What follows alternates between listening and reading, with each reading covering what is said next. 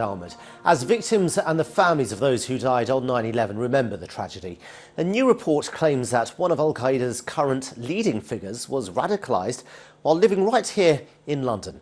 The cleric Anwar al-Awlaki, the so-called bin Laden of the internet, was born in the US but moved to London after the attacks on the Twin Towers. Our special correspondent Kurt Barling has this report. Anwar al-Awlaki, charismatic and Yemeni American, it made him popular in the West. But he's also linked to acts of terror: the former UCL student and underwear bomber, and the stabbing of London MP Stephen Timms.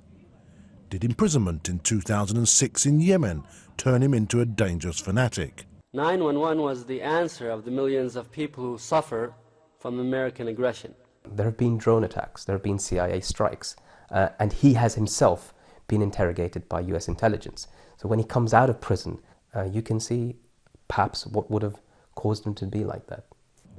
Now there are claims that al-Awlaki's extremism and antipathy to non-Muslims was clear from a series of London talks in 2003.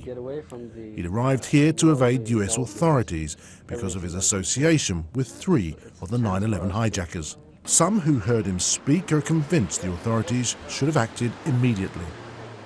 He started delivering lectures actually on jihad, and these came out in 2003.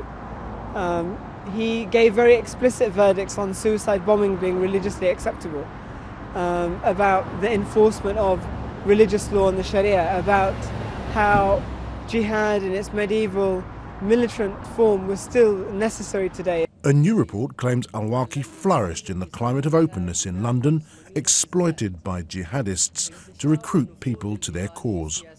Al-Awlaki came to London at a time when it was one of the hubs in Europe of Islamic extremist thought. Preachers like Abu Hamza and others were preaching violence and supporting al-Qaeda with no real recourse from the authorities. And this kind of atmosphere very likely encouraged al-Awlaki to develop and express some of his more extremist and radical ideas. The important lesson to learn here is never, ever trust al-Kuffar. Security services here remain fearful of al-Awlaki's continued support and influence in the capital. It's a reminder that 10 years on, the battle against intolerance and extremism is far from over. Kurt Barling, BBC London News.